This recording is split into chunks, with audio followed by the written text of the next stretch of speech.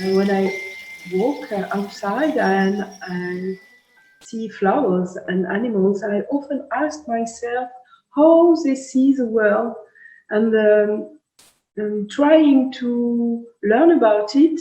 It helped me in my own life.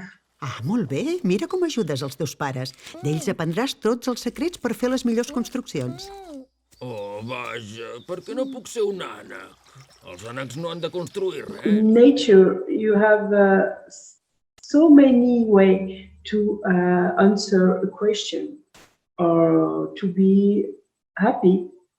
So looking other way of being happy makes you happier.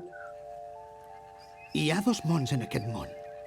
El món de dalt i el món de baix. I jo estic just al mig, al centre de l'univers.